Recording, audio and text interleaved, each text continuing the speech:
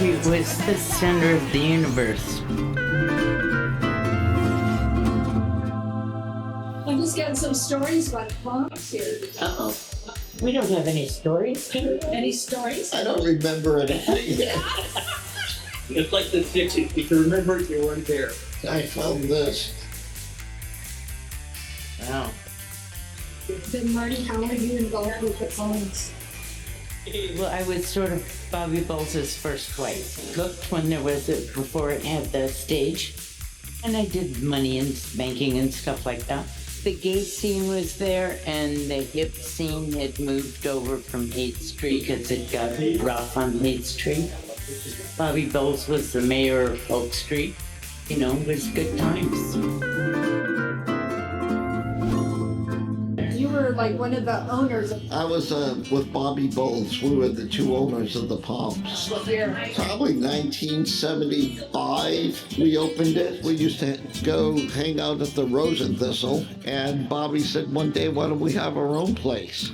The space came up and we rented it, and then we built it and opened it up as a restaurant. And then we had Jane Doorknocker there one night just doing on the piano, and then we decided to take out the kitchen and put in a stage.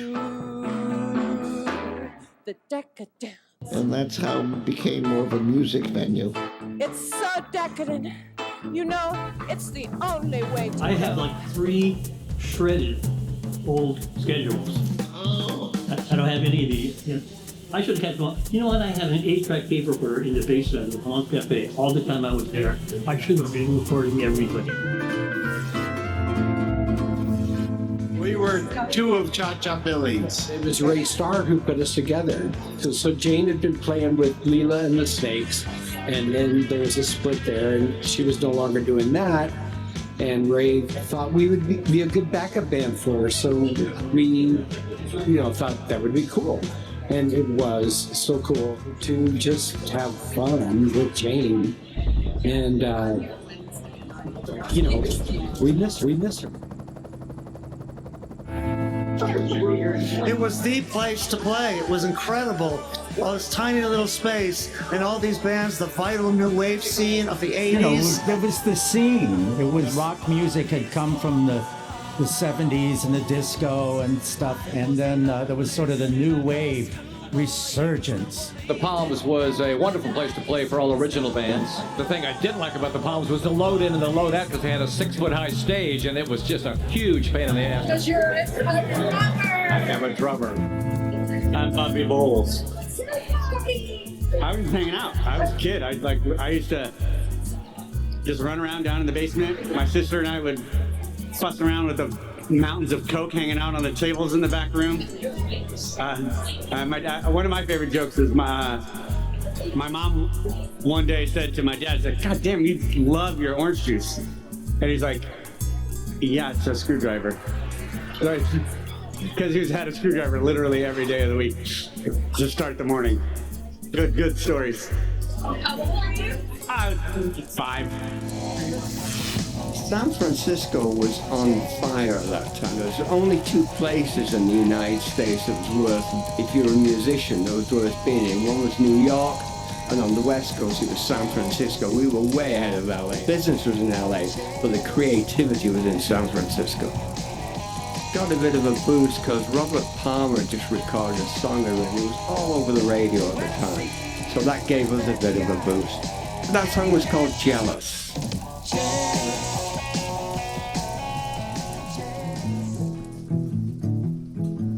You could go back and see the lineup every week. Huey Lewis for $3.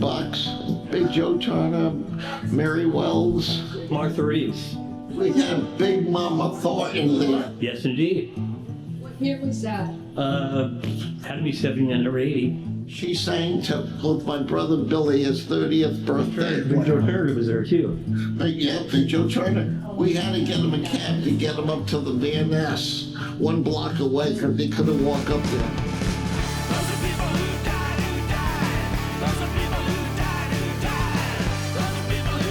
Jim Carroll, I love Jim Carroll. Jim Carroll. Yeah, Jim Carroll. Jim Carroll was my, oh my gosh. Absolutely. Stay tuned for our special guest stars. And we are going to talk about the Palms. Famous, I wouldn't really call it a nightclub. I mean, it was there at night. Funny thing is, I would think of being there mostly in afternoons because it was a great place to go drink. I'd actually been to the Palms a lot before I ever played there because I used to go over to the Polk mostly looking for clothes because the clothes for straight men were pretty lame. And so I would go to all the shops that were catering to gay men because the clothes just looked cooler and I liked them. And I liked the culture over there. I played there more with Amsterdam, which was the band that became the Jim Carroll Band. And it was a Sunday afternoon. We had a good crowd. And one of the bigger crowds I've seen at the Palms. This is some mid-set banter. I'm really sorry I'm late, Took in Castro Street. I get Polk and Castro mixed up. Jim saying he went home between sets. The cab driver took him to Castro instead of Polk. And then he says, I get Polk and Castro mixed up too. I recall that being a pretty fun gig. I don't remember a lot of details, but I just remember doing an afternoon show. I liked maybe just because I was still pretty sober. Bill Graham used to come to the Palms, and sometimes I remember one time he was standing behind me, and Chris Isaak was playing there, and he was asking me about Chris Isaak, and I said, "Oh, he already has a manager." I grew up in San Bruno, which was a little town right outside of San Francisco. When I was a teenager in the 70s, there was nothing cooler than Polk Street. As soon as I got my driver's license, I'd get in my little Volkswagen Bug, drive up to Polk Street, hang out at the Palms. And there was a clothing store right next there that had a bunch of kind of glam rock clothing, and I would save up all my money so I could go shop there. A couple years later, I found myself in an all-girl hard rock band called Rocks. One of the places we ended up playing was the Palms. And being that we were all underage, we had to play our sets. And then during our break, they had us hanging out in the boiler room downstairs. So I loved playing at the Palms because it was always filled with the most crazy people, very decadent, kind of like I said, glam rock, Bowie-esque kind of people. One of the bands that we played with a lot was the Squares, which later on, Joe Satriani became the most famous shredder guitar player. That he was once in a new wave band. Ah, yes, the Palms. I was mixing front of house for the Squares. You may remember the Squares. Power pop band from Berkeley. Joe Satriani, Andy Milton, rest in peace. And Jeff Campitelli. Some said they were too punk to be pop and too pop to be punk. I don't know. That's what they say. The Palms, for me, not my favorite, and I don't necessarily think the band enjoyed it. The stage was really high. Unusually high. Like their heads were touching the ceiling. You were at the stage, you were looking at their crotches. I don't know if it was designed that way or I don't know what they were thinking. But the worst thing was that there was really no dressing room. I remember that after a set, they would leave the stage, and because they were up high, and the place is crowded, it was hot, and then they'd get off stage and they'd go into a hallway in a room that was probably 95 degrees in the summer. I mean, it was unbearable. I wouldn't even go in there. I'd say, if you want to talk to me, you're gonna have to come out. Come out on the street. 1978, I found myself in San Francisco. I was setting my sights on getting into the American Conservatory Theater. I was a poor starving actor. I lived just a few blocks from the Palms in 79-ish. And one night I saw a friend of mine from high school playing bass in a band called Pearl Harbor and the Explosions. Larry Haynes, known as Hillary Stench, and his brother Johnny on drums. The Palms was like a melting pot because you'd see rock and roll bands and new wave bands and punk bands, and it was a pretty cool little club. There wasn't like the Death Club where you would take your own life in your hands. It was pretty disgusting, as soon as the band would start, they'd get covered with spit. And be like, what is this? The Blue Hay was another club that you'd go to and take your life in your own hands. The whole place kind of reeked from that bathroom, and I remember it was a Psychotic Pineapple at the Palms. You know, at the end of the night, we had danced so hard and got so hyped up on seeing each other. When he learned that I lived just a few blocks away, he says, "Well, let's continue the party there." You know, I said, "Sure." Invited a couple people, and the entire bar showed up at my apartment. Several people stayed for days, and one ended up staying for 3 months.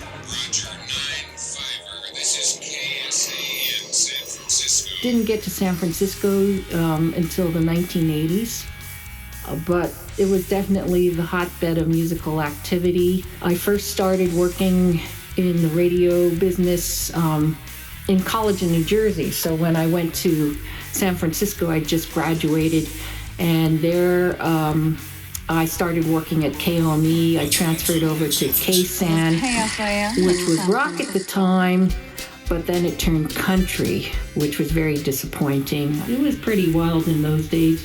We were all young, single, professional, hardworking women, but hardworking at partying as well. Sometimes we do it fast, sometimes we do it slow, but we always do it. I saw incredible shows there. In fact, I saw a show that led to a 20-year career path. I saw Mary Wells, the Motown star, there in a good show. And then when I saw her in a bad show later in town, I asked her to be my guest at a Bill Graham birthday concert for me. And then that led to a 20, 30-year career as a musical director for other acts, including Mary. And I was her musical director through her death. But that was because I saw her at the Palms.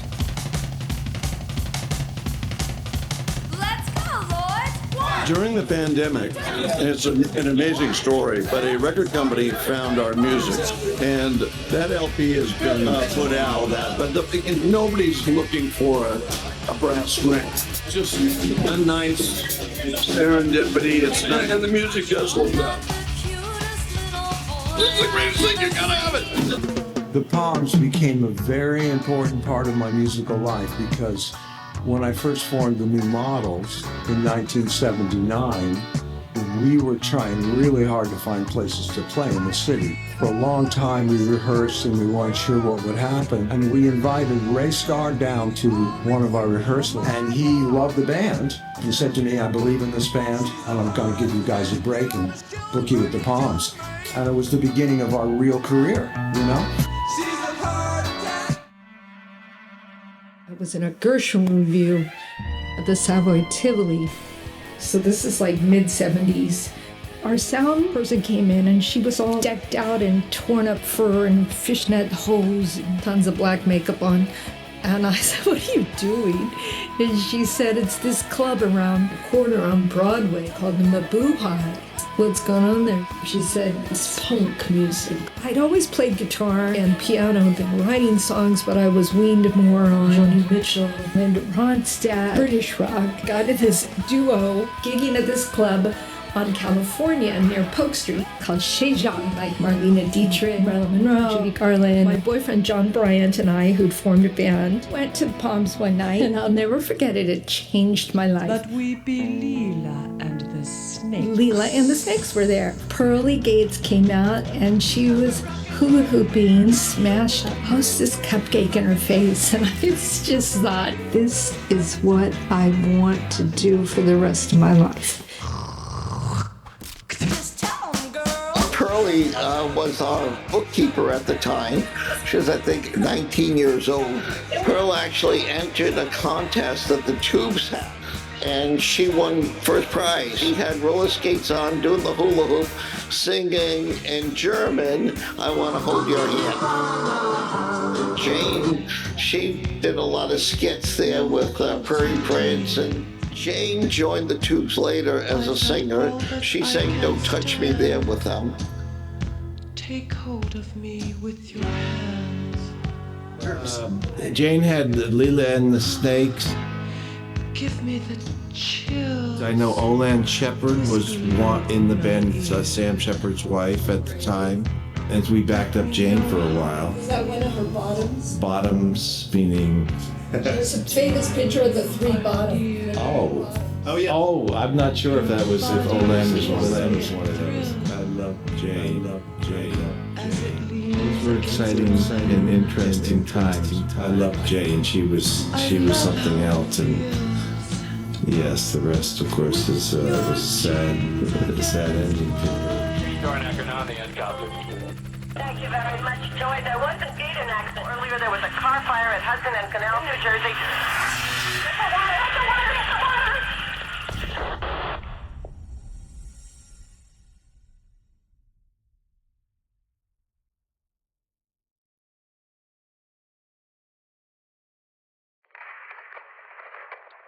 Nothing happened with Jane. We had a helicopter report from the N-copter. Of course, once before we had this happen. A few months ago, she went down in the drain. WNBC traffic reporter Jane Dornacker has been pronounced dead. The helicopter was pulled from the murky waters of the Hudson River tonight. Now, National Transportation Safety Board investigators will begin. Polk Street started to change. The gay scene had been on Polk Street for the longest time. It was moving over to the Castro. It was keeping the street a little cleaner and just kind of looking out for each other. When that started to leave, that came with hard drugs, and also was the beginning of this virus we were hearing about that was AIDS.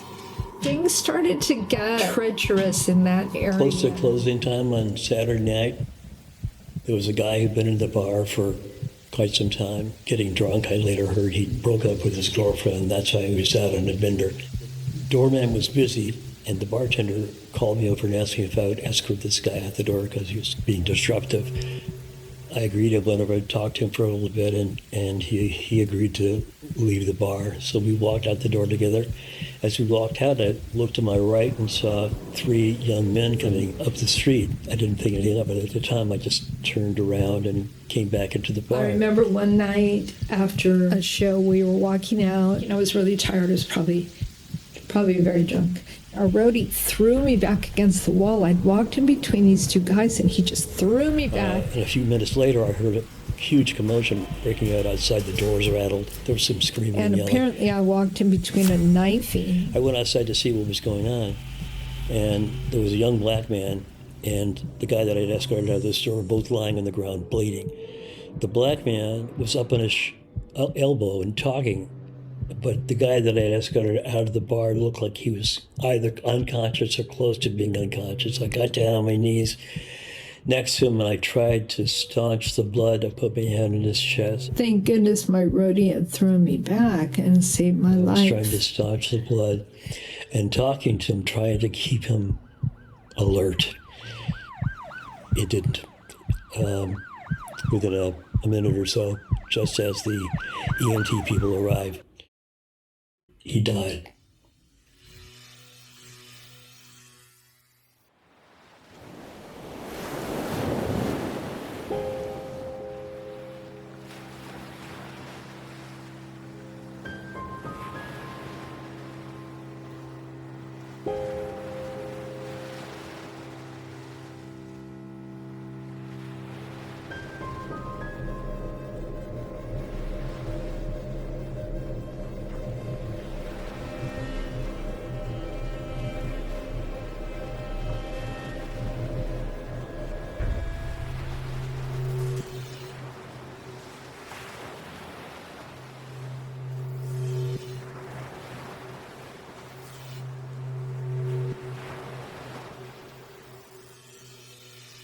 Bobby was gone and I was gone. Do you know what year you stopped there? 81. 81. That was probably at the end. I got burned out. Nobody was paying rent. I threw a hissy fit at the end, and I came walking in the Palms one morning. We're having a meeting of all the bands that play there. You remember the booking meeting? Somehow I just lost my temper about something, I don't know what. And I said, I quit. So wound up at the Palms that the lines in the restroom were longer than the lines to the restroom. I turned around and walked out. That was the last time I was in a place, I think. That was the ending of the Palms. Amazing stories you probably have. They're all in the songs, It was like a mecca, this music, this creativity, this energy that was in the city during the 80s. Yeah, what's the center of the universe? I now think that particular era ended up being called New Wave, was become, in a genre of music, as important as, say, bebop is for jazz. That was the scene. Good stories.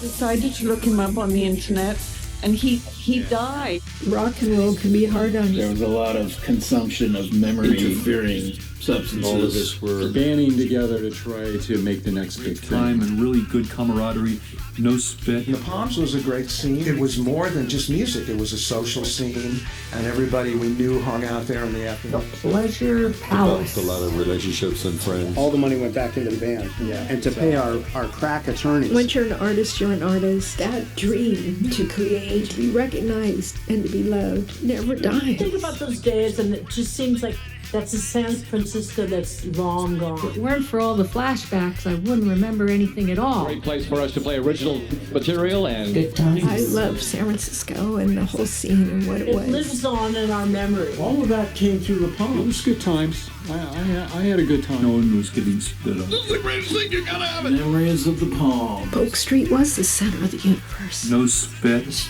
Great to be back.